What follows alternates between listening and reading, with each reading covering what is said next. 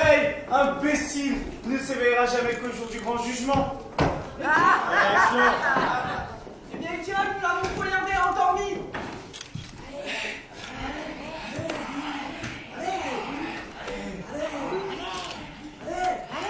N'oubliez pas les réactions. L'énoncé de ce mot, jugement, a fait naître en moi une sorte de remords. Comment? Tu as peur? Pas de le tuer, mais d'être damné pour l'avoir tué. Je te croyais résolu. Je le suis aussi, à le laisser vivre. Je vais retourner auprès du duc de Gloucester et lui conter tout ça. Non, je t'en prie, arrête un peu. J'espère que ce pieux accès me passera. Il ne me dure jamais plus de 20 secondes. Comment te sens-tu maintenant? Il y a encore en moi une certaine île de conscience.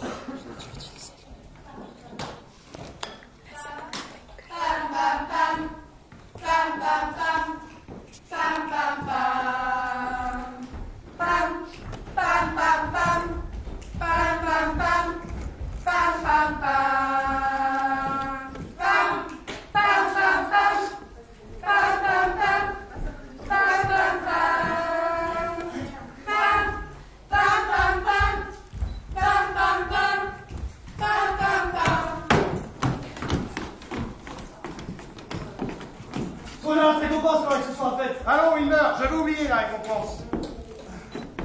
Où est ta récompense maintenant? Dans la bourse du duc de Gloucester. C'est Guillaume au bourse pour vous donner notre récompense, la conscience s'envole. N'importe, qu'elle s'en aille. Elle a peu de chance de trouver un gîte. Et si elle te revient? Je ne veux plus me mêler d'elle. Elle est chose trop dangereuse. Elle fait d'un homme à quoi? Tu as raison. Un homme ne peut voler sans qu'elle ne l'accuse. Un homme ne peut jurer sans qu'elle ne l'arrête. Un homme ne peut même pas accoucher avec la femme de son voisin sans qu'elle ne le dénonce. C'est un esprit à la face rouge de honte qui se cultive dans le cœur de l'homme et qui obtient partout d'obstacles. Elle m'a fait une fois restituer une bourse pleine d'or que j'avais trouvée par hasard. Elle ruine quiconque la garde. Elle a été chassée des villes et des cités comme un être dangereux. Et tout homme qui entend vivre à l'aise tâche de ne se fier qu'à lui-même et de vivre sans elle.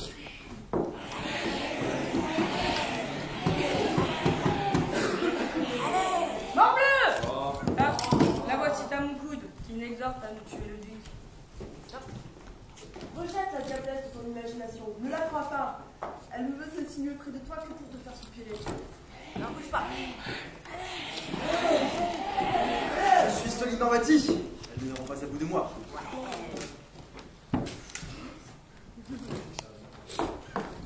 Tout de suite, hein. À chaque fois que tu mets une plombe à venir, faut que tu sois prêt. Tu parlais comme un grand garçon qui respecte sa réputation.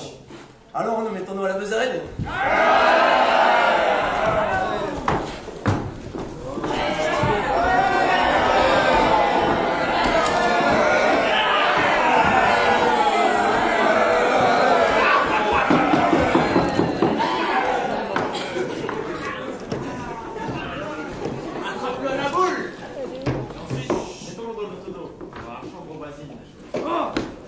Excellente idée.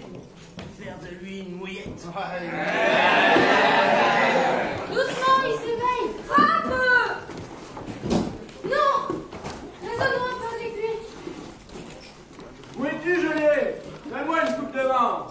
Vous aurez dû ma discrétion, Milord, tout à l'heure. Mort du ciel, qui es-tu? Un homme comme vous.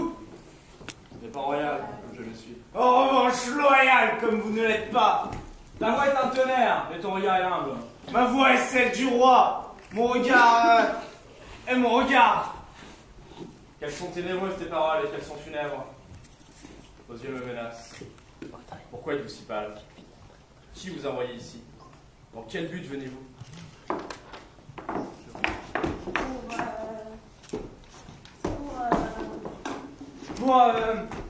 Pour m'assassiner?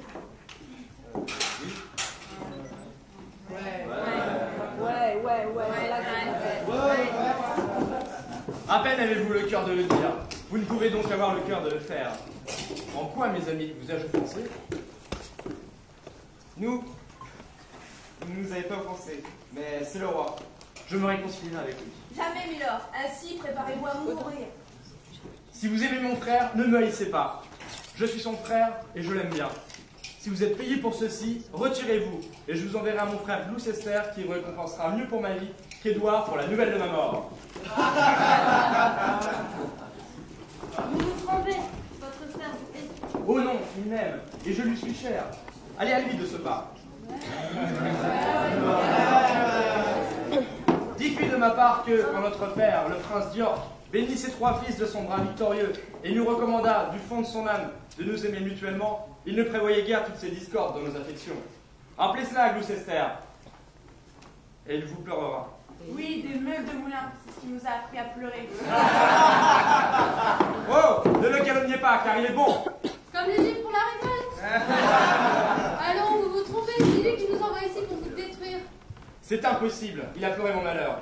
Il m'a serré dans ses bras, il a juré en sanglotant qu'il travaillera à ma délivrance. Et c'est ce qu'il fait quand il vous délivre de la servitude de cette terre pour vous livrer aux joies du ciel. Faites votre paix avec Dieu car vous allez mourir, Milord.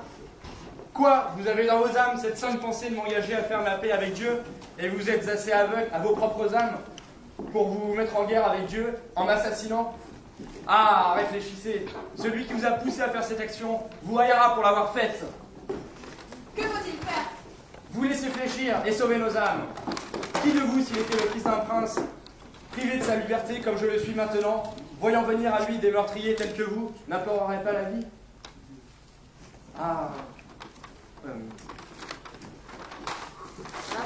Laissez fléchir, ce serait lâche. Ne pas se laisser fléchir est bestial, sauvage, diabolique. Mon ami, je surprends de la pitié dans ton regard. Oh, si tes yeux ne sont pas trompeurs, range-toi de mon côté et implore pour moi. Un prince qui m'en dit, quel mendiant n'en aurait pas pitié? Détournez la tête, Milord.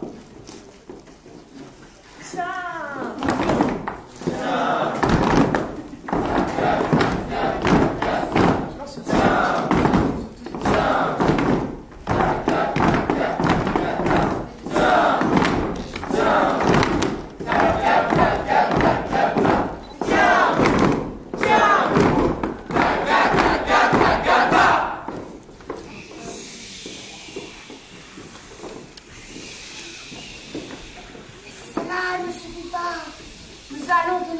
Dans le tonneau. Là, au fond, suivez-moi.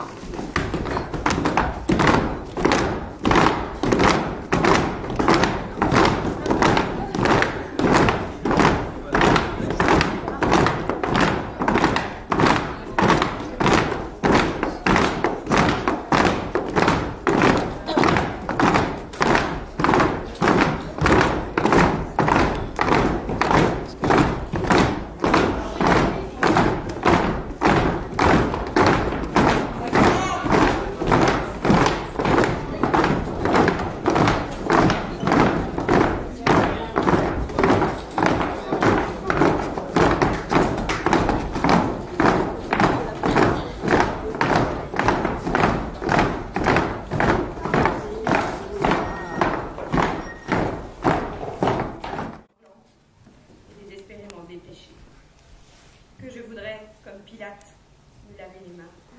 C'est lamentable, criminel, assassinat.